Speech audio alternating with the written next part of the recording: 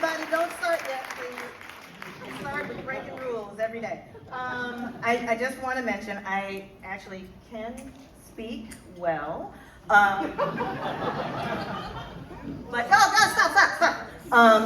stop. Tonight, I will break all of the rules of public speaking. I will not look at you. I will make no eye contact. I will have no breaks. I will not pause for applause or criticism or laughs or anything else because I have 20 seconds for 20 slides. If you know me at all, that's hard. So, but with that, I'm excited about being here. Got to get this right. Heel height, very important. All right, and I can't see you anyway, so that works out perfectly well. All right. Wait. Also, I didn't get rejected. Art asked me to do it.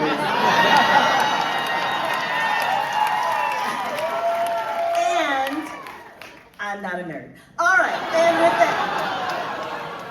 Maybe a little bit, just a little bit. Okay, maybe a little bit. All right, Trinity. It's 7:15 a.m. The phone rings. Millie, she says. Yes, Mom, I say. You know it's me. You called me. Hi, how are you feeling today? She says. Fine, I say, even if I'm not because, well, you know.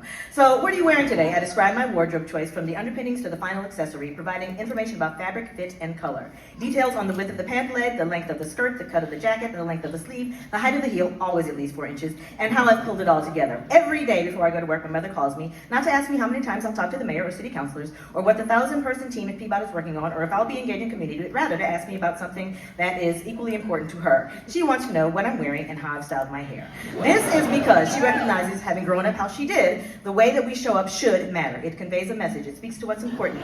Your organization, your level of care, attention, and intention, and it will inform the way I show up to do my work. Oh, and she reminds me to take off one thing before I walk out the door because sometimes I might be doing a little too much. I am extra. Dressing well speaks volumes, and it's something that my parents cared about deeply. My beautiful mother was meticulous, careful, and embodied graceful effectiveness. My handsome father, a Methodist minister, God rest his soul, always wore suits and dress shoes even when he was at home, always ready to be responsive to community need. In fact, I can count on one hand the number of times that I saw him in jeans and sneakers.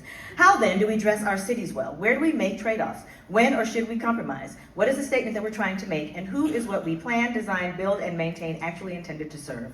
Does what we develop fit into the contextual frame of the community, or are we pushy salespeople suggesting that we know better than them and that the dress looks good when we all know it just doesn't? Are we being cheap or thoughtful when it comes to our investments? Are we building for building's sake, or do we intend to make a lasting impression? When our streets look good, our communities look good.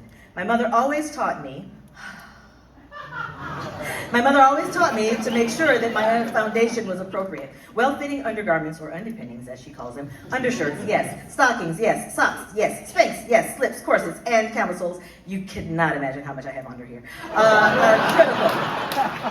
Foundational elements make the top layers skim over curves, reduces the need for emergency safety pins, and often cover a multitude of lumps, bumps, and occasional humps that would otherwise make a garment appear to be ill-fitting.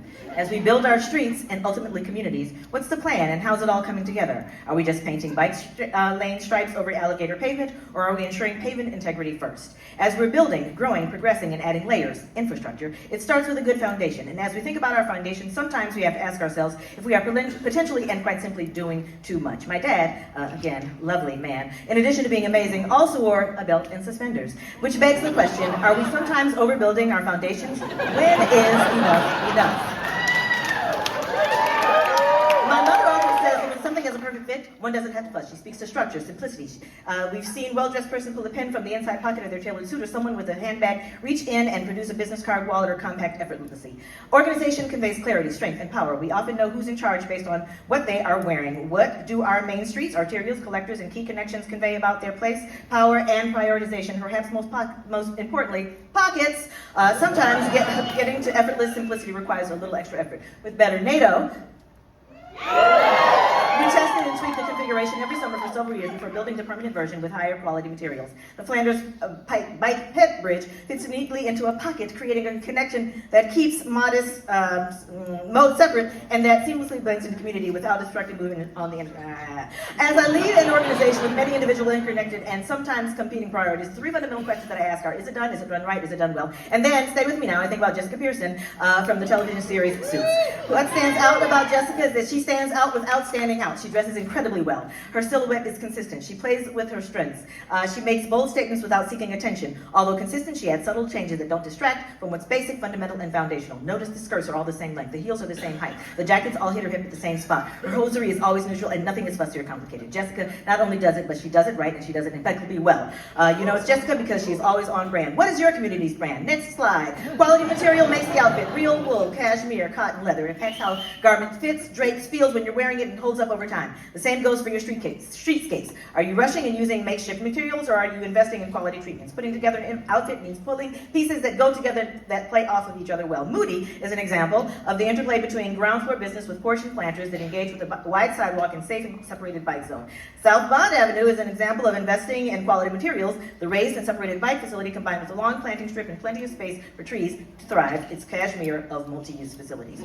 My mother always taught me that quality doesn't have to be costly. She helped me to understand the importance of being thrifty, of cut and fabric. She has a keen eye for fashion and the uncanny ability to blend timeless and contemporary with flair.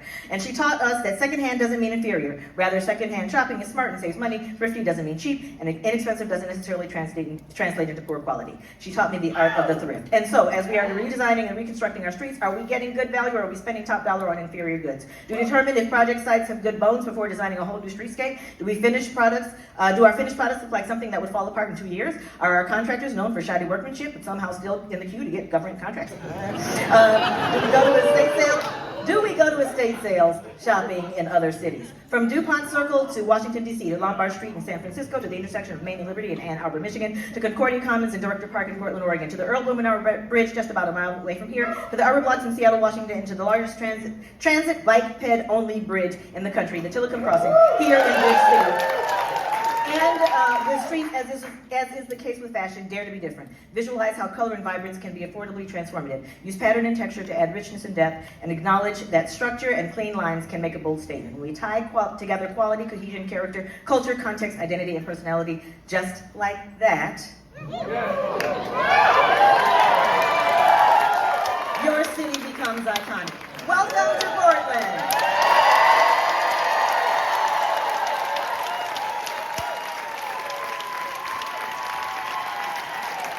So, WWMWMW.